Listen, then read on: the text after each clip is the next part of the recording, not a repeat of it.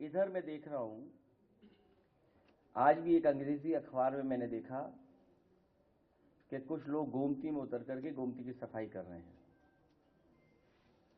इससे पहले एक और अंग्रेजी अखबार प्रतिष्ठित था, उसमें भी मैंने गोमती को सफाई करते हुए बहुत सारे लोगों को देखा।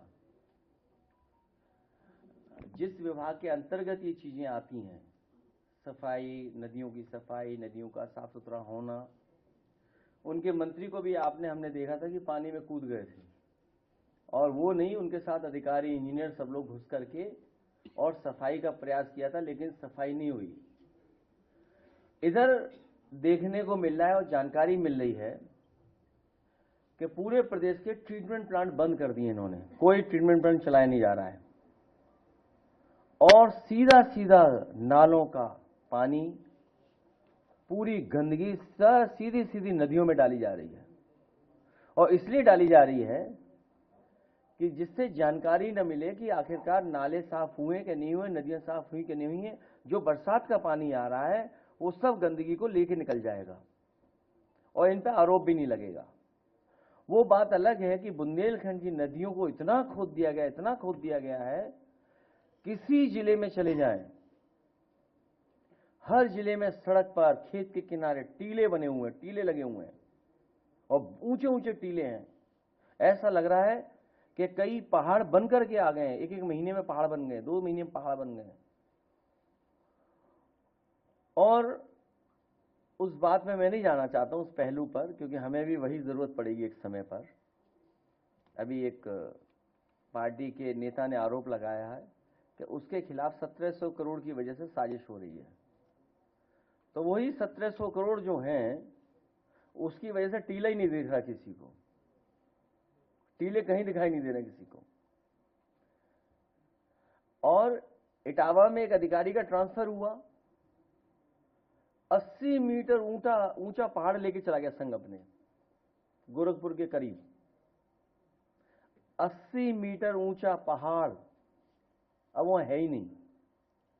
अधिकारी ट्रांसफर हुआ, उसके साथ लगता है वो पहाड़ भी उधर ही चला गया, गोरखपुर की तरफ। तो मैं अभी कहूंगा कि 2 वीडियोस हैं, एक पुराना है, एक नया है, जो कि यमुना का है, और एक यमुना का और है, जो अभी हाल में हमने आपने एक चैनल और एक न्यूज के साथी ने जो कहा कि किस तरीके से ताजमहल के पीछे जो गंदगी है यमुना की, कैसे अंग्रेज टूरिस्ट लोग नाक बंद करके आ रहे हैं।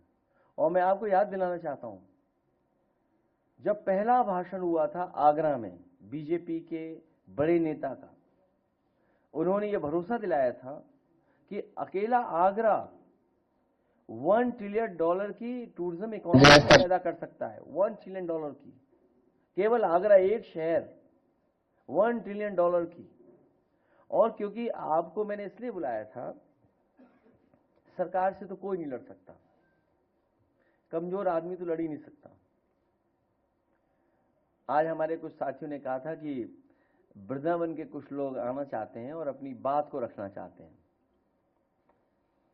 या उनका मन बदल गया, या जैसा मैंने एक यूपी तक पे एक वीडियो देखा एक बेटी का, हमने तो मदद के लिए कहा, उन्होंने कहा कि योगी जी अच्छे हैं, वो बुरे हैं। हमें तो आज तक ये पता था कि वो बुरे, मैं अच्छा हूं। मैं उस बहन का, बेटी का धन्यवाद देता हूं कि मुझे आज पता लगा कि हम लोग बुरे हैं, मदद करने वाले बुरे हैं, तकलीफ परेशानी में खड़े होने वाले बुरे हैं। बच्चों से राजनीति नहीं करानी चाहिए, ये राजनीति बड़ा खराब खेल है। कब किसकी लॉयल्टी बदल जाए, कब किसका स्वार्थ सामने आ जाए, स्वार्थ और परिस्थितियों से बहुत सी चीजें बदल जाती हैं। तो मेरा सरकार से केवल यही निवेदन है, आईएएस अधिकारी, जिलाधिकारी गोरखपुर या और उन लोगों से, कि ये सियासत का खेल बड़े लोगों का है, इसमें बच्चों को नहीं डालना चाहिए। अब मैं भी चाहूंगा कि 2 हफ्ते 3 हफ्ते की छुट्टी ले लूं, थोड़ा अपने आप को ठीक करके तब फिर आप लोगों से मिलूंगा। अभी तो हम ही बुरे हैं, जब अच्छे हो जाएंगे तो फिर मिलेंगे आपसे। इसलिए फिलहाल गंदगी देखिए गोमती और यमुना की।